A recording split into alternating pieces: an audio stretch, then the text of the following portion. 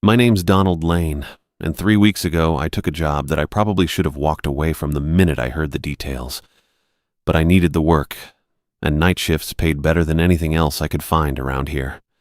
The Pineview Motel sits about 40 miles outside town on Highway 95, surrounded by nothing but pine trees and the kind of darkness that makes you forget there's a world beyond the parking lot. It's one of those places truckers stop when they can't make it to the next town, or families use when their car breaks down and they need somewhere cheap to wait for morning. I pulled into the gravel lot just before 11 that first night. The place looked tired. Faded yellow paint on the office building, neon sign missing half its letters. But it was clean enough, and the parking lot had decent lighting. I'd seen worse. Luna Myers was waiting for me in the office. She's maybe 65, silver hair pulled back in a neat bun, the kind of woman who probably ran a tight ship back when the motel saw more business. She looked me over when I walked in, like she was deciding something. "You're Donald?" she said. Not a question. "Yes, ma'am. Ready to start." She nodded and reached into her desk drawer. What she pulled out wasn't a timesheet or employee handbook. It was a piece of paper covered in careful handwriting. She set it on the counter between us. "These are the rules," she said. Devin wrote them down for whoever came after him. I looked at the paper. 5 numbered items in blue ink, written in block letters like someone wanted to make sure every word was clear. Devin's the guy who had this job before me? For 15 years. Luna's voice got quiet. Until 3 weeks ago. I waited for her to explain, but she just stood there watching me. Finally, I asked, "What happened to him?" "He disappeared." She said it matter of fact, like she was telling me the weather. Middle of his shift. Guests in room 4 heard screaming around midnight, then saw strange lights coming from the office. When the sheriff got here, Devin was gone. My stomach dropped a little. Gone how? Just gone. No blood, no signs of struggle. His car was still in the parking lot, keys in his pocket on the desk, but no Devin. I stared at her. "And you want me to work nights here?" "I need someone to work nights here." Luna leaned forward. "Look, Donald, I'm not going to lie to you. This place has its problems. But if you follow those rules exactly, and I mean exactly, you'll be fine." I picked up the paper and read the first rule. Never investigate screams from room 2, no matter how loud or how long they last. "What kind of problems?" I asked. Luna was quiet for a long moment. When she spoke, she chose her words carefully. "The Pineview has been here since 1962. It's seen a lot of things over the years. Some of those things, they left marks." I read the second rule. Check the pool at exactly 3 a.m. If anyone is swimming, politely ask them to leave. They must be out of the water by 3:10. "What kind of marks?" "The kind that make rules necessary." Luna took the paper from my hands and set it back on the counter. Devin lasted 15 years because he followed these rules. The night he disappeared, security cameras show him walking toward room 2 around 11:45. He'd never done that before. I felt cold all of a sudden. The office was warm enough, but something about the way she said it made my skin crawl. Why would he break the rules after 15 years? "I don't know." Luna's voice got even quieter. "Maybe he got curious. Maybe he thought he knew better. Maybe something made him forget." I looked at the rules again. The third one, only assign even-numbered rooms to guests. If no even rooms are available, the motel is full. These seem pretty specific. Devin wrote them down after his first year, said he figured out what worked and what didn't. Luna pulled a set of keys from her purse. He updated them a few times, but these 5 never changed. The 4th rule, if anyone requests room 5 specifically, give them room 8 instead and offer a complimentary breakfast. Do not explain why. "What's wrong with room 5? Luna looked at me for a long time. "Some questions are better left unasked, Donald." That's the first thing you need to learn about working here. I read the last rule. Do not approach any dogs you see in the parking lot. They are not dogs. That one made me stop. They're not dogs? No. Luna said it so simply, like she was telling me the sky was blue. They're not. I set the paper down and looked around the office. It seemed normal enough. Front desk, computer for checking guests in, coffee pot on a side table. A door led to what looked like a small apartment in the back. You live here? For 30 years. Luna followed my gaze. I'm usually asleep during your shift, but I'm a light sleeper. If something happens that's not covered by the rules, you can knock on my door. What if something happens that is covered by the rules? Then you follow them and don't knock on my door. She handed me the keys, 3 of them on a ring, office, supply closet, and something labeled emergency only in the same careful handwriting as the rules. What's the emergency key for? Hopefully nothing you'll ever need to know about. Luna gathered her purse. Your shift starts now and ends at 7 a.m. I'll be back then to take over. The computer system is pretty straightforward. Devin left notes about the daily routines. She headed for the door, then stopped and turned back. Donald? Yes, ma'am? Those rules aren't suggestions. They're not guidelines. They're the difference between going home in the morning and ending up like Devin. Her pale blue eyes were serious. Do you understand? I looked at the paper again, then back at her. I understand. Good. Luna opened the door. And Donald? If you start feeling curious about why the rules exist, remember what happened to the man who wrote them. Then she was gone, and I was alone in the office with 5 rules and a whole lot of questions I apparently wasn't supposed to ask. I sat down behind the desk and read through the rules one more time. They didn't make sense, but Luna's tone had been clear enough. Follow them exactly or disappear like Devin. The clock on the wall showed 11:15, 8 hours until sunrise. I folded the paper carefully and put it in my shirt pocket, right where I could reach it if I needed to. I'd been working at the Pine View for just over a week when I heard my first scream from room 2. It happened around 11:30 on a Tuesday night. I was doing paperwork at the front desk, getting used to the routine of logging guest arrivals and checking the parking lot every so often. The motel was quiet. We only had 3 rooms occupied that night, all even numbers, like the rules said. The sound cut through the silence without warning. I can't really describe what I heard. It wasn't human, that much I knew right away. But it wasn't animal either. It was something caught between agony and rage, like someone was being torn apart while screaming in fury about it. The sound went on for maybe 10 seconds, rising and falling in pitch. My hands started shaking before my brain even caught up to what was happening. I looked at the clock. 11:32. I looked toward the door, knowing room 2 sat just outside in the dark.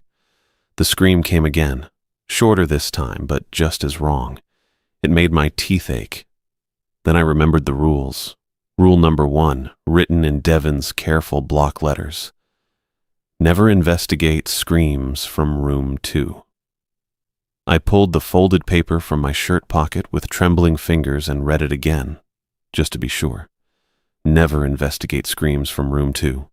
Simple and direct. But sitting there, listening to those sounds, every instinct I had told me someone was in serious trouble. The screaming stopped. I waited, gripping the edge of the desk. The silence felt heavier now, like it was pressing down on the whole building. I kept staring at the door, expecting someone to come running in, asking for help. But nobody came. 5 minutes passed, then 10. My hands wouldn't stop shaking. I thought about Luna's words from my first night. The rules exist for a reason. Devin learned that the hard way. Follow them exactly. But this felt different from following some arbitrary guideline. This felt like ignoring someone who might be dying 50 feet away from me. Another scream erupted longer than the others. This time I could hear something that might have been words mixed in with the sound, but they were in no language I recognized. The hair on my arm stood up. That's when I reached for the phone and dialed 911. 911. What's your emergency? This is Donald Lane at the Pineview Motel on Highway 95. I'm hearing screams from one of the rooms. It sounds like someone's being hurt. Are you able to check on the guests, sir? I looked at the rules again. No, I can't get to the room safely. Units are on the way. Stay on the line with me. The dispatcher kept me talking while we waited. She asked about the motel's location, how many guests we had, whether I'd seen anyone suspicious. I answered as best I could, but my attention kept drifting to room 2. The screaming had stopped again, but now I could hear something else. A low sound, almost like humming, but with an electronic quality to it. 20 minutes later, I saw headlights sweep across the office windows. Sheriff Murphy's patrol car pulled into the lot, followed by a second vehicle. I recognized Deputy Calhoun from the previous week when she'd stopped by to check on things. Murphy knocked on the office door. I let him in, grateful to see another person. You called about screaming? He asked. He looked tired, like this wasn't his first strange call of the night. Room 2. It started about 20 minutes ago. Anyone checked on the guest? There is no guest in room 2. That room's not supposed to be occupied. Murphy and Calhoun exchanged a look. Show us, Murphy said. We walked outside together. The parking lot felt different at night, bigger somehow. The pine trees around the edges seemed to lean in closer than they did during the day. Our footsteps crunched on the gravel. Room 2 sat dark and quiet. The door was painted the same faded green as all the others, with the number 2 in brass digits that had turned black with age. A small window sat beside the door, covered by heavy curtains from the inside. Murphy knocked. Sheriff's Department. Anyone in there? Nothing. He tried the door handle. Locked. You got a key? He asked me. I did. Luna had given me a master key for emergencies. I unlocked the door, and Murphy pushed it open, his flashlight ready. The beams swept across an empty room. Not just empty of people, empty of everything. No furniture, no carpet, no fixtures. Just bare walls, a concrete floor, and a single light bulb hanging from the ceiling on a frayed cord. The air that drifted out smelled like dust and something else I couldn't identify. Something sweet and rotten. Huh, Calhoun said. She stepped into the room and looked around. Same as always. Murphy nodded. He didn't seem surprised. 7th time in 2 years we've gotten this call. Never find anything. I stared at them. 7th time? Different night clerks, Murphy explained. But always the same story. Screaming from room 2, room turns out to be empty. He clicked off his flashlight. You new here? Started last week. Well, now you know. This place has its quirks. Quirks. He said it like we were talking about a leaky faucet or a door that stuck. We stood there for another minute, looking at the empty room. The concrete floor was clean, like it had been swept recently. The walls showed no signs of damage or disturbance. If someone had been screaming in agony 20 minutes ago, they'd left no trace of it. Any idea what causes it? I asked. Murphy shrugged. Above my pay grade. Long as nobody gets hurt, we just file the report and move on. Nobody gets hurt? Not from the screaming, anyway. He gave me a steady look. Your predecessor, Devon, he handled these calls fine for years. Just got to know when to leave things alone. They walked back to their cars, and I watched their taillights disappear down Highway 95. Then I was alone again with the empty room and the rules in my pocket. I locked room 2 and went back to the office. The clock showed 12:15. Still had almost 7 hours left on my shift. I sat behind the desk and pulled out Devon's rules again. Never investigate screams from room 2. The words looked different now, more urgent. This wasn't some arbitrary instruction. This was survival information written by someone who'd learned it the hard way. I thought about Murphy's words, 7 calls in 2 years, different night clerks. That meant other people had worked here between Devon's disappearance and my arrival. People who hadn't lasted. The empty room bothered me more than the screaming had. The screaming at least suggested something was happening, even if I couldn't understand what. But the empty room suggested that whatever was happening operated by rules I couldn't begin to guess at. I folded the paper and put it back in my pocket. My hands had finally stopped shaking. The rest of the night passed without incident. No more screams, no strange sounds. Just the normal quiet of a roadside motel in the middle of nowhere.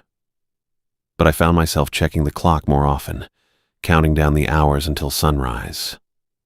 When Luna arrived at 7 a.m. to take over, she took one look at my face and nodded. "You heard it," she said. "Room 2. The deputies said this happens regularly. About once a month, give or take. You called 911. "Yeah." They didn't seem surprised by any of it.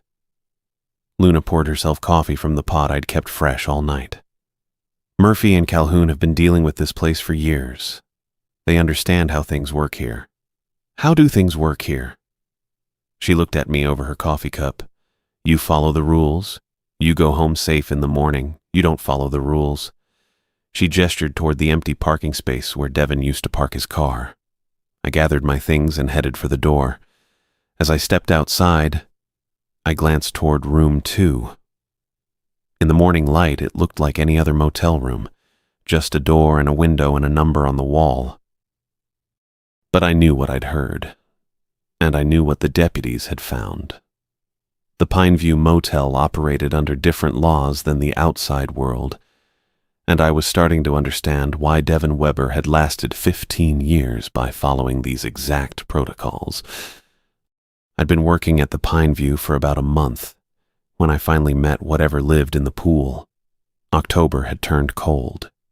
Real cold. The kind that makes you pull your jacket tight and hurry between buildings. I'd gotten used to most of the routine by then. The paperwork, the occasional late arrival, the way the coffee pot made that grinding sound around 2 in the morning. But I hadn't run into anything that needed the rules yet. Not since that second week with the screaming. I kept the folded paper in my shirt pocket anyway. Checked it was there maybe 10 times a shift. The night started quiet. Tuesday again. Only 2 rooms occupied, 6 and 8. A traveling salesman in 6 who'd checked in around 9, and an older couple in 8 who'd been driving cross-country and looked dead tired. Both paid cash. Both took their keys and went straight to their rooms without much conversation. I spent most of the first few hours reading a paperback I'd brought and doing the daily reports Luna needed. The heating system kicked on around midnight, making the whole building settle with these low groans, normal sounds. I was getting used to them. At 2:45, I put down my book and looked at the clock. 15 minutes. Rule number 2 said to check the pool at exactly 3 a.m. Make sure any swimmers leave by 3:10. I'd read it probably 100 times by now, but it still seemed weird. Who'd be swimming in October? Especially out here, 40 miles from anywhere. But Devon wrote the rules for a reason. I'd learned that much. I grabbed my jacket and the flashlight from the desk drawer. The night air hit my face like a slap when I stepped outside. Had to be close to freezing. My breath came out in white puffs, and I could see frost starting to form on the windshields in the parking lot. The pool sat behind the motel, surrounded by a chain-link fence with a gate that was supposed to stay locked after 10 p.m. I'd checked it a few times during my rounds, but always found it empty. Just dark water and pool furniture covered in tarps. I walked across the gravel, my footsteps loud in the quiet. The gate was open. That stopped me. I knew I'd checked it last week. Luna had shown me during my first day, always make sure the gate's locked after 10, she'd said. Insurance liability. But there it was, hanging open on its hinges. I stepped through and heard it. Soft, splashing sounds. Rhythmic. Like someone doing laps. The pool lights were off, but my flashlight cut through the darkness and caught movement in the water. Someone was swimming. Actually swimming, in water that had to be just a few degrees above freezing. I checked my watch. 3 a.m. exactly. The swimmer was a woman, maybe in her 40s. She moved through the water like it was summer, her stroke smooth and even. Freestyle, breathing every third stroke. She reached the far end, did a perfect flip turn, and started back toward me. I stood there watching for maybe 30 seconds. She had to know I was there. The flashlight beam was hitting the water right near her, but she didn't look up. Just kept swimming, lap after lap. The cold was starting to get to me. My fingers were going numb around the flashlight, but she didn't seem affected at all. No shivering, no hurrying to get out. Just those steady, measured strokes. I remembered the rule. Make sure any swimmers leave by 3:10. "Excuse me," I called out. She didn't stop swimming. I walked closer to the edge. "Ma'am, the pool's closed now. You need to get out." This time she heard me. She finished her stroke and stood up in the shallow end, water streaming off her shoulders. She was wearing a one-piece swimming suit, the kind you'd see in old photos. Looked like it might have been blue once, but it was hard to tell in the flashlight beam. "The pool closes at 3 a.m., I said. "I'm sorry, but you need to leave now." She looked right at me. Her eyes reflected the flashlight like an animal's, just for a second. Then she nodded once and started walking toward the ladder. That's when I noticed how wrong everything was. Her skin was pale. Not just pale from the cold, pale like she'd never seen sun. And when she moved through the water, she didn't make the sound you'd expect. No splashing, no breathing hard from the cold, just this weird silence. She climbed out of the pool without using her hands on the ladder, just stepped up and out like the water was pushing her, stood there dripping on the concrete, not shivering at all. I wanted to ask if she was okay, if she needed a towel or wanted to warm up in the office, but something kept my mouth shut. Maybe the way she moved. Maybe how her wet footprints on the concrete looked too dark. She walked past me toward the gate. Didn't say anything. Didn't look back. Her bare feet made no sound on the gravel. I followed her with the flashlight beam until she reached the parking lot. Then she just kept walking, past the cars, past the road, into the darkness beyond the tree line. I stood there for maybe 5 minutes listening. No car doors, no engine starting, nothing. When I finally went back inside, I checked the clock. 3:08. The rest of the night crawled by. I kept looking out the office windows, expecting to see her walking back, or maybe see her car in the lot. But there was nothing, just the normal sounds of the building settling and the heater cycling on and off.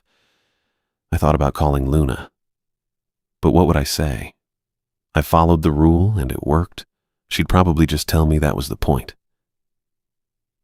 At 7 a.m., Luna arrived with her usual cup of coffee and stack of newspapers. She took one look at my face and set everything down on the counter. "You met someone at the pool," she said. Not a question, a statement. "How'd you know?" "You have that look. Same one Devin had after his first time." She poured herself coffee from the pot I'd made around 5. "Tell me what happened." I went through it step by step. The open gate, the woman swimming, how she left without saying anything. Luna listened without interrupting, but I watched her face get paler as I talked. When I finished, she was quiet for a long time. Then she walked to the office filing cabinet and pulled out a manila folder. Took out a yellowed newspaper clipping and handed it to me. The headline read, "Local Woman Drowns at Motel Pool." The date was October 15th, 1987. Below that was a photograph of the same woman I'd seen an hour ago. Same face, same hair, even the same swimming suit. Caitlin Hansen, Luna said quietly. 43 years old. Was staying in room 6 with her husband. He found her in the pool around 4 a.m. I read the article twice. It said she'd been an excellent swimmer, competed in college. No explanation for why she'd drowned in 4 feet of water. That was 15 years ago, I said. 15 years next month. I looked at the photo again. The woman in the newspaper looked exactly like the woman I'd just talked to. Not similar. Exactly the same. The rule, I said. The rule. Luna took the clipping back and filed it away. 3 a.m. to 3:10. That's when she swims. Every few weeks, usually when it gets cold like this. Devin figured out the timing after she scared the hell out of a couple of guests who found her in the pool at 3:30. What happens if you don't follow the rule? Luna was quiet for a moment. Devin never told me exactly, but he said the timing mattered. 3:10 was important. I thought about how she'd looked at me.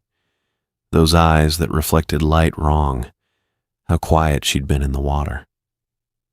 She listened when I told her to leave. She always does.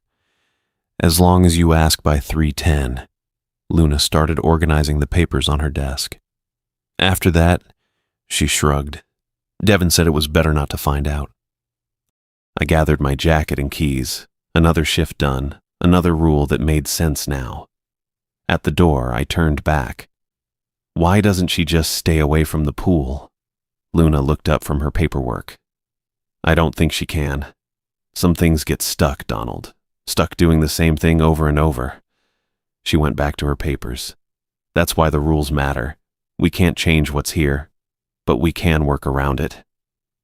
I walked to my car thinking about Caitlin Hansen, swimming laps in freezing water for 15 years. Following the same routine. Showing up every few weeks to do what she'd been doing the night she died. The sun was coming up over the tree line and everything looked normal again. Just a motel and a pool and a parking lot. But I knew better now. I'd followed rule number 2 exactly right, and we'd both gone our separate ways. I'd been working at the Pine View for 3 months when I got good at handling the weird requests. You know the ones I mean. People who didn't just want a room, but wanted room 5 specifically. It happened maybe once a week.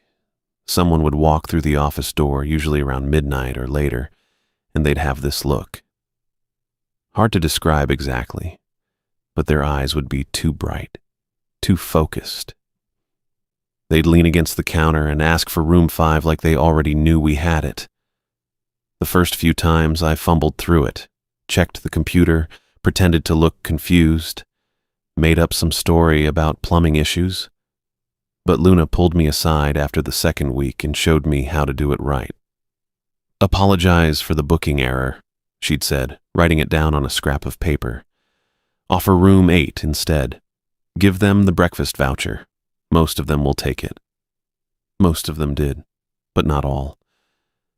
This one guy came in on a Thursday night around 1:30, middle-aged, wearing a decent suit that looked like he'd been driving in it for hours. He walked up to the desk and didn't even look at me when he spoke. I need room 5. I pulled up the computer screen and clicked around for a few seconds. I'm really sorry, but there's been a booking error in our system. Room 5 isn't available tonight.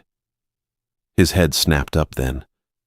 Those 2 bright eyes locked onto mine. But I can put you in room 8 instead, I continued, reaching for the breakfast vouchers Luna kept in the desk drawer. And I'll throw in a complimentary breakfast to make up for the inconvenience. The guy stared at me for a long moment. Something shifted in his expression. Disappointment, maybe. Or frustration. He glanced toward the hallway that led to the rooms, then back at me. Room 8, he repeated. That's right. It's actually our nicest room. Queen bed, better view of the parking lot. He took the key and the voucher without another word. But as he walked away, I heard him mutter something under his breath. Sounded like, supposed to be 5. I watched him through the window as he found room 8. He stood outside the door for a minute, key in his hand, looking back toward where room 5 would be. Then he went inside. That's when I started paying attention to the odd numbered rooms during my day walks. Luna had me doing maintenance checks twice a week, just basic stuff, making sure the ice machine worked, checking that all the outdoor lights were functioning. I'd usually do it around noon when the sun was high and everything looked normal, but the odd-numbered rooms never looked normal. Rooms 1, 3, 5, 7, 9. They sat there between the even-numbered ones, doors painted the same faded blue, but something was off about them. The windows were always dark. Not just closed curtains dark, deep, empty dark, like looking into a well. One afternoon, I got curious about room 5, the same room people kept asking for. I walked up to the window and cupped my hands against the glass to peer inside. What I saw didn't make sense. The room stretched back way farther than it should have. I could see part of a bed, or what looked like a bed, but it seemed to be sitting maybe 30 feet from the window. The motel rooms were only about 15 feet deep. I stepped back and looked at the building from the side, counted the rooms. Room 4, then room 5, then room 6. They were all the same size from the outside. I went back to the window. Same thing, that impossible depth, like the room just kept going back into darkness. I tried room 3 next. Same deal. The space inside looked huge, empty, wrong, like someone had built a normal motel room and then stretched it out until it became something else. Room 7 was the worst. When I looked through that window, I couldn't see anything at all. Just black. But not the black of an empty room. The black of some place that went down, instead of back. I stopped checking the odd-numbered rooms after that. The dog showed up during my 3rd month on a Tuesday night when we only had one guest. I was doing paperwork around 2 in the morning when I glanced out the office window and saw it sitting under the streetlight in the middle of the parking lot. Big German Shepherd, completely still, just sitting there like it was waiting for something. At first I figured it was a stray. We got them sometimes. People dumped dogs out on the highway and they'd wander onto the property looking for food. Luna kept a bag of kibble in the supply closet for situations like that. But this dog wasn't acting like a stray. It sat perfectly straight, not moving at all. Didn't sniff around or check the garbage cans or do any of the normal dog things. Just sat there under the light, staring at the office. I watched it for maybe 10 minutes. It never shifted position, never looked away. Then, real slow, it turned its head toward me. That's when I knew something was wrong. The movement was too smooth, too deliberate. Like a person turning to look at you, not an animal. And when its eyes caught the streetlight, they reflected back with this bright, steady gleam that didn't look right. But the worst part was its mouth. Dogs don't smile. I know that. But this thing's mouth was definitely curved upward at the corners. Lips pulled back just enough to show its teeth. Not snarling or panting, smiling. I stepped away from the window and checked the locks on the office door. Then I went back to the desk and tried to focus on the paperwork, but I kept glancing up to see if it was still there. It was. Still sitting in the exact same spot, still looking toward the office with that human intelligence in its eyes. Around 3, I had to do the pool check. I grabbed my jacket and flashlight, but when I looked out the window again, the dog was gone. I did the pool walk as fast as I could. Nobody there, thank God. Just cold water and empty chairs. When I got back to the office, the dog was sitting under the streetlight again. This time it was facing the other direction, looking toward the tree line. But as soon as I sat down at the desk, it turned its head back toward me with that same too smooth motion. I stayed away from the windows for the rest of the night. Around 5:30, I heard what sounded like footsteps on gravel, not paws, footsteps, moving away from the office toward the road. When I finally looked outside again at dawn, the parking lot was empty. I didn't tell Luna about it. Figured maybe it was a one-time thing, some weird stray that would move on and not come back. But it did come back. Maybe once a month, always the same routine. Always sitting under that streetlight, always watching the office with those 2 bright eyes and that wrong smile. The fourth time it showed up, I was ready for it. I'd been thinking about rule number 5. Do not approach dogs in the parking lot because they are not actually dogs, and I wanted to test something. When I spotted it out there, I turned on the office's exterior floodlight, the one Luna used for late check-ins, mounted above the door. The dog looked up at the light, and that's when I saw its face clearly. It had a dog's body, a dog's fur, a dog's general shape, but the expression on its face was completely human, not just intelligent, human, like someone was wearing a dog costume but couldn't quite get the face right. It looked directly at me through the window and tilted its head in a way that seemed almost curious. Then it stood up, not the way a dog stands, but the way a person would if they'd been sitting cross-legged and needed to stretch their legs. I turned off the floodlight and moved away from the window. When dawn came and it finally left, I could swear I heard it walking away on 2 feet instead of 4. I'd been at the Pine View for 6 months when I realized the pattern wasn't random at all. Everything had a schedule. The screams from room 2 came every 3 to 4 weeks, usually between 11:30 and midnight. I'd learned to recognize the signs about an hour before it happened. The air got heavy, like before a thunderstorm, and the office felt smaller somehow. When it started, I didn't even flinch anymore, just reached for the phone and dialed 911. Pineview Motel, Highway 95, I'd tell the dispatcher. Screams from room 2 again. They knew the routine by now. Murphy and Calhoun would show up 20 minutes later. We'd unlock the empty room, find nothing, and they'd leave. Murphy always gave me the same look before heading out, part sympathy, part warning. Don't dig deeper than you need to. The pool checks happened more often than I'd first thought. At least twice a month, sometimes 3 times if the weather stayed cold. Always at 3 a.m. sharp. I'd walk out there with my flashlight, and more often than not, someone would be swimming. Different people each time, but they all had that same pale skin, those same reflecting eyes. I'd gotten good at the timing. Pools closed, I'd call out at exactly 3 a.m.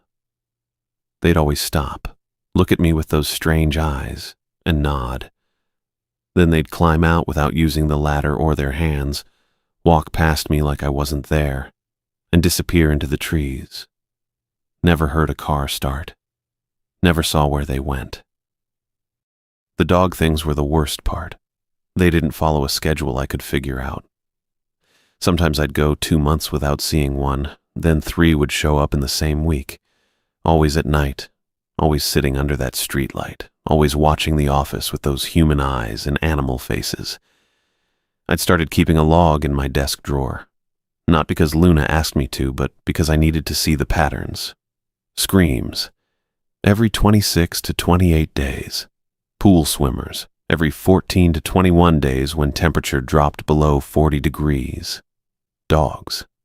No pattern I could find, but never during the first week of any month. The pay made sense now. Luna had explained it during my 2nd month when I'd finally asked why the job paid twice what any other night work offered. Hazard compensation, she'd said, not looking up from her paperwork. You're not just managing a motel, Donald. You're managing what comes with it. That was all she'd say about it. But the money was real enough. More than I'd made at any job before. And all I had to do was follow 5 simple rules and deal with things that shouldn't exist. I'd gotten comfortable with the routine. Too comfortable, maybe. I knew when to expect the screams, knew how to handle the swimmers, knew to stay inside when the dogs showed up. I kept the police number on speed dial, memorized every word of Devon's rules, and never deviated from the protocols. The rules worked. That's what mattered. 3 months ago, I'd been terrified of this place. Now it felt normal. That should have worried me more than it did.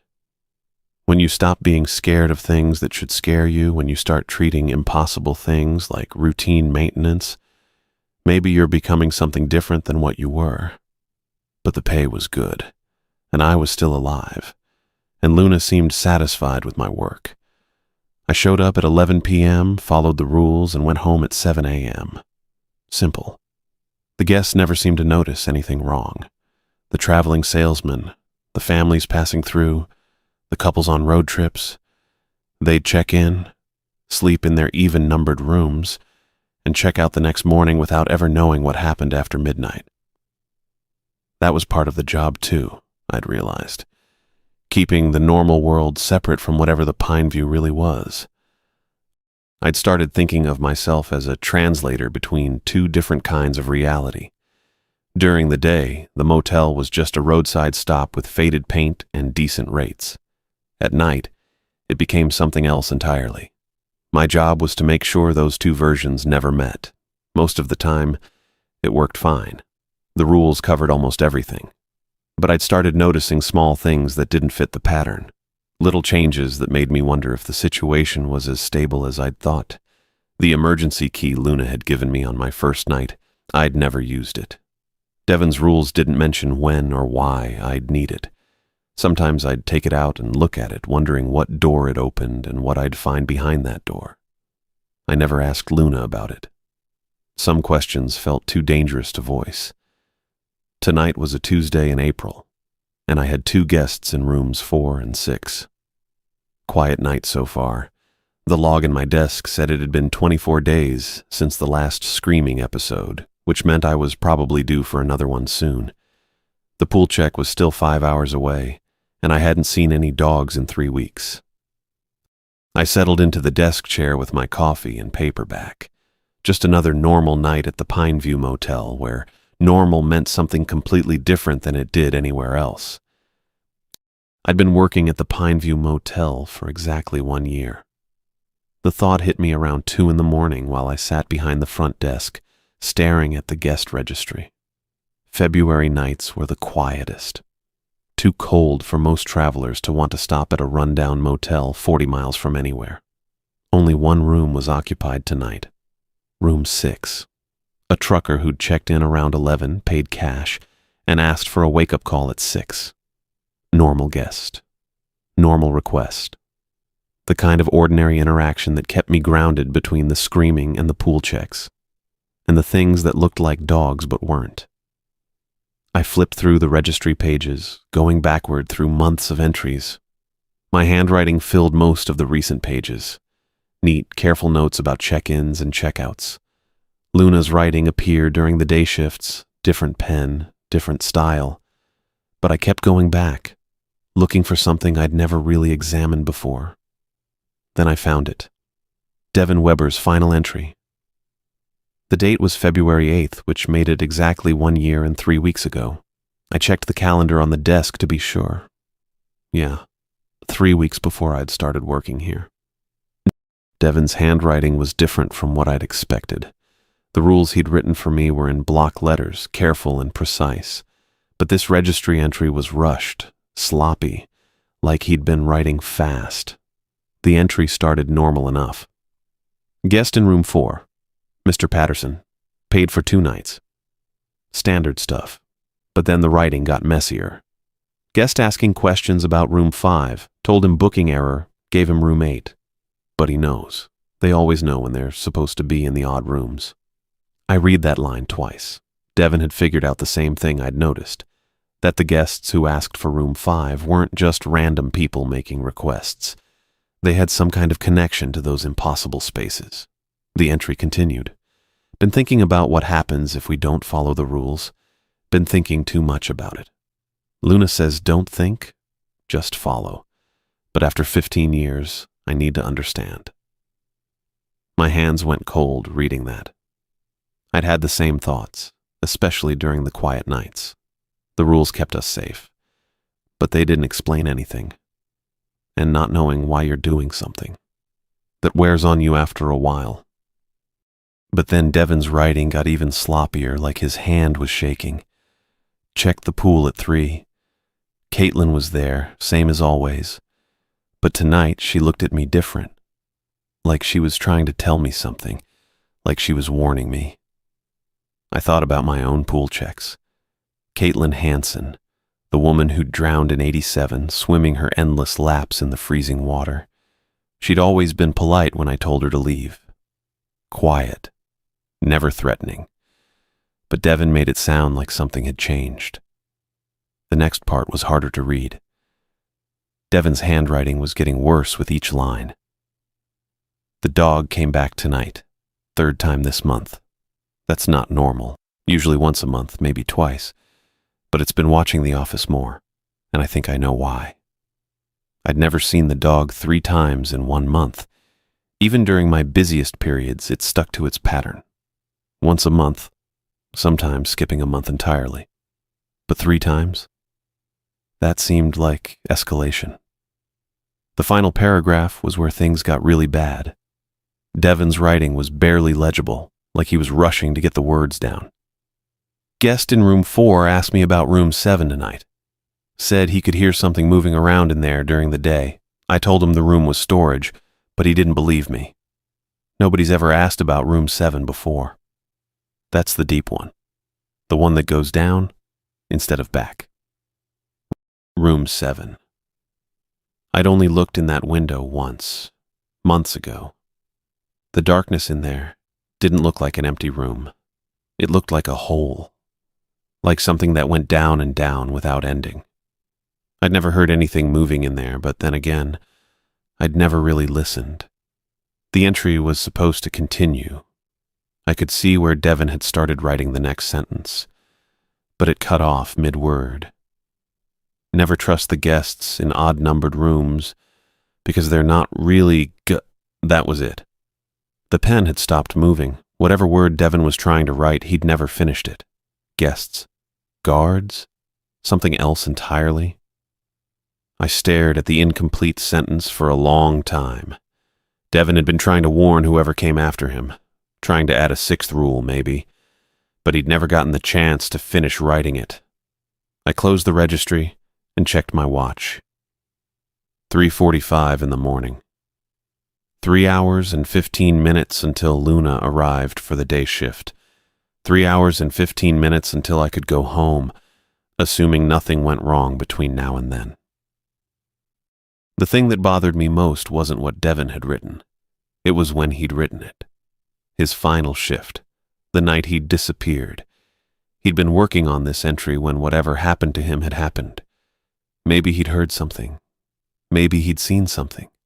Maybe one of those guests in the odd-numbered rooms had finally shown up. I thought about my own year at the Pine View. 12 months of following the rules exactly. 12 months of surviving things that shouldn't exist. I'd gotten comfortable with the routine, maybe too comfortable. I'd started thinking of the screaming and the pool checks and the dog visits as normal parts of the job. But Devin had 15 years of experience. 15 years of following his own rules perfectly, and something had still gotten him in the end. I pulled the folded rules from my shirt pocket and read them again. 5 simple instructions that had kept me alive for 365 nights.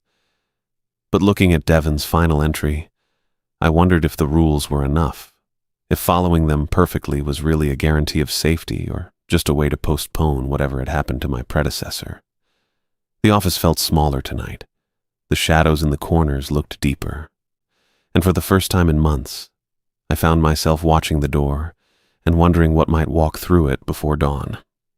I had reached the same milestone where Devin had disappeared, and I understood now that my survival depended entirely on maintaining the same rigid adherence to the rules that had kept me alive for the past 12 months.